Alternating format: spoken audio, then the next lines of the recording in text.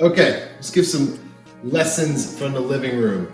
A lot of you might be entering in the first fiscal year, depending on what your company is. I know a lot of clients have a fiscal year that started October 1, and some of you might be ending up there in January 1. Either way, it's time to prepare on when you look at your account base, your territory, and what we're looking for is saving time and making more money.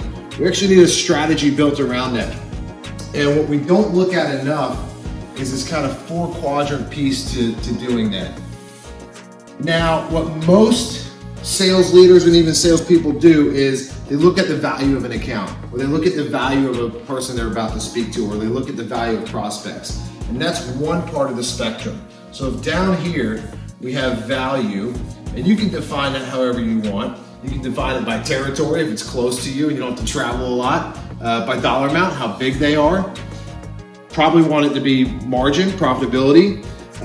You also want it to be easy, right? No one likes operating an account that's very difficult and weighs on your time and your mental space. So you can define value pretty much. And commission, not always the best barometer, by the way. Sometimes we get seduced by the commission number. And I'll tell you how that really starts to impact your day-to-day sales. But usually you can find high value, but you want to actually spend some time, sit down in quiet, shut it off, and find out who are my best value clients. Easiest to work with, highest amount of profitability. Then you add in this part of the quadrant, which is sellability. How sellable is it? And this I call kind of cowboy territory, because not enough people talk about how sellable is each account. We get seduced by these high value customers and they're not sellable. Meaning, have they had a long relationship with the incumbent? Is there a personal relationship that you're never gonna overcome? Like, did they go to school together and they play golf with each other every freaking day? Sometimes you have to admit that unless they do some egregious things wrong in that account, the sellability starts to go down. You wanna look at how good of a rapport do we have? Natural versus unnatural. And if you know anything about DISC or personality profiles, you know what I'm talking about. How much information do I have about that account? How far have I penetrated it? Do I have access to CEO, VP, CIO, CTO, whatever your buyer's grid looks like? How sellable is this account? Do I understand what the criteria for purchase is and what each one of those are defined?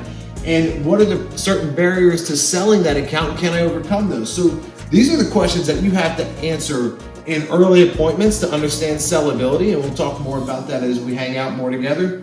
But what you're looking for is, clearly you want high value people and high sellable. So you start to mark out these individuals who are highly sellable and highly valuable. And the reason you do this Q1 of fiscal year and Q1 of year one, fast starts are critical, right? So where we always get in trouble is we get all inspired and we're all like, oh shit, yeah, I'm gonna hit the ground running. It's a new year. It's gonna be a better year than last year. And you just start going, man, I wanted that whale. I wanted that big fish. We don't ever think about, oh man, is it in this quadrant, right? This is a dangerous quadrant to be in. High value is seduction. Low sellability, high value, that's where it gets clouded, because you're clouded by the number.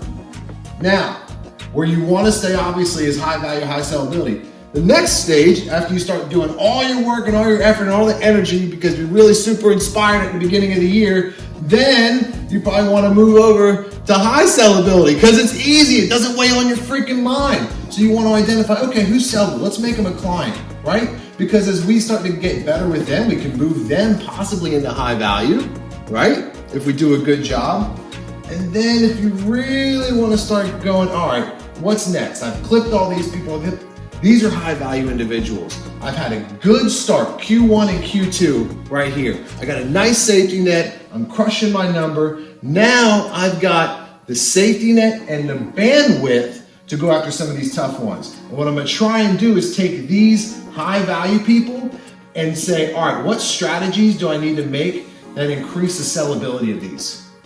Right? And some of this stuff, man, I'm going to start no bidding some of these. Whenever they send me an RFP, I'm going to say no thanks until you let me operate a process that I know gets you what you need.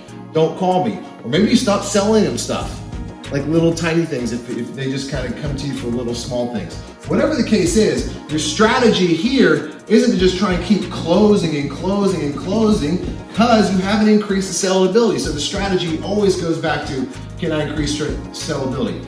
The only way you can do that is with a fast start, and it starts by accurately defining high value, high sellability, and easy sellability to decent value, and move on from there. Do it, spend one day, grab a glass of wine, maybe listen to a Wine and Wealth podcast before you do it, and get after it, fam.